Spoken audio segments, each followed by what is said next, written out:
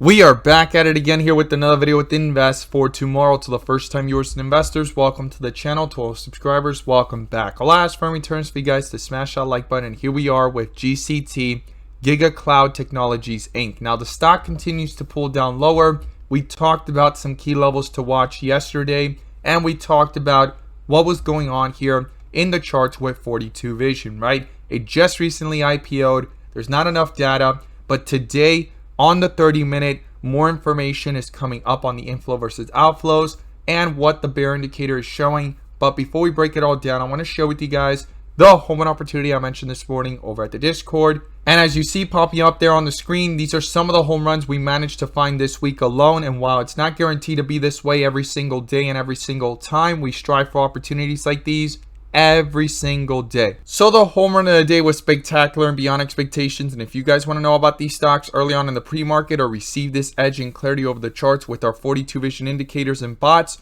check out the link down below in the description to the Discord, the 42 Vision indicators, and by joining you'll become part of a growing community of investors all looking to learn and grow together. So the home run of the day was from our Tesla bot. It sent out a bull indicator since 9:55 a.m. and from that moment forward, call options went up 100% plus within hours, guys. And as you can see popping up here on the screen, our inflow versus outflow indicator, inflows crossed the midpoint and they dominated, got that bull indicator in full strength on 42 Vision. If you guys want to receive this clarity and edge over the charts and receive access to our bots and know about the stocks we watch every day in the pre-market through our morning briefs, check out the link down below in the description to the Discord. We look forward to having you join us, and let's jump into these charts.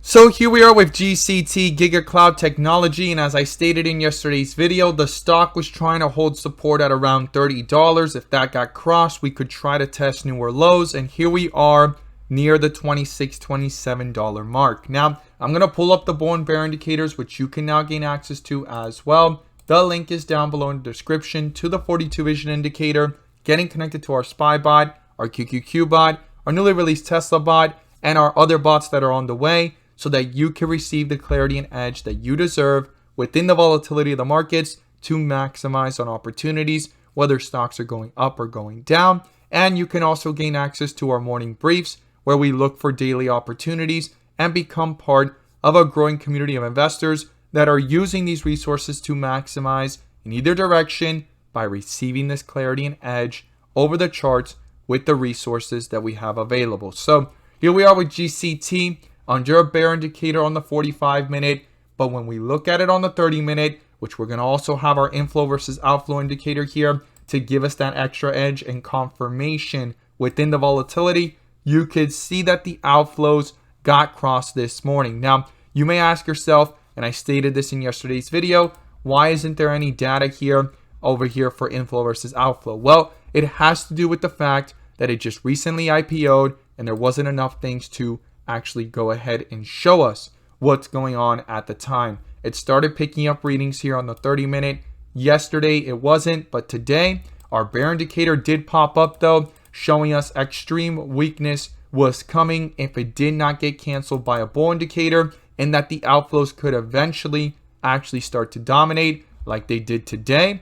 And when you zoom into the 5-minute, you could see a little bit more data since things started to run on the date of it running up on Friday. And the last 2 days here, as you could see, it's been very volatile and the outflows started to dominate since yesterday here in the aftermarket hours and yesterday towards the beginning of the day.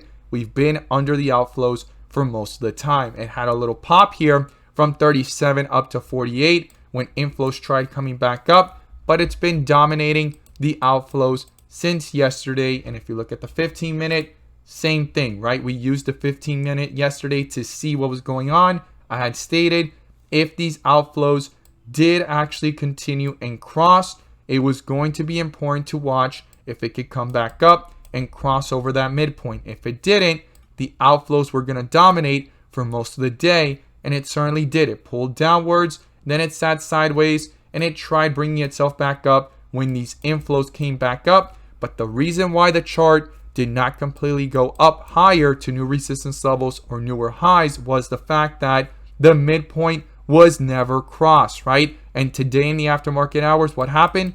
it rejected it. And when you look at the 30-minute, same exact thing, right? We've been under the midpoint, outflows have been dominating, and this is super important, and that's the whole goal with the bull and bear indicators, to add those extra layers of confirmation.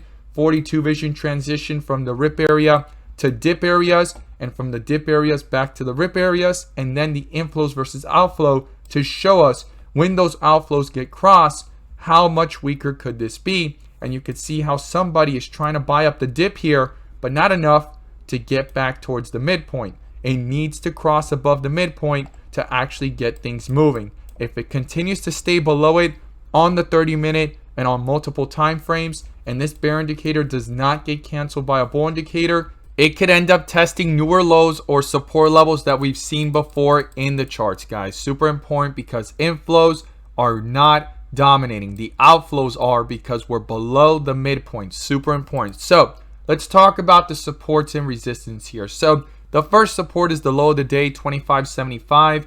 That gets broken through, the next one's down here at 20.60s. Those are the key levels I'm watching to the downside. Now to the upside, I'm going to be watching if the inflows can continue to pick up here, as you see them here on the 30-minute, getting closer to the midpoint or even crossing, and in the process breaking through the resistance level of $34, okay, to $35. And if this bear indicator can get canceled out by a possible bull indicator in the move back up to the upside. Now, super important, if it breaks through that, it's going to be important to turn that into a support, and the next resistance is up here at $44.46, or if you want to round that up to $45.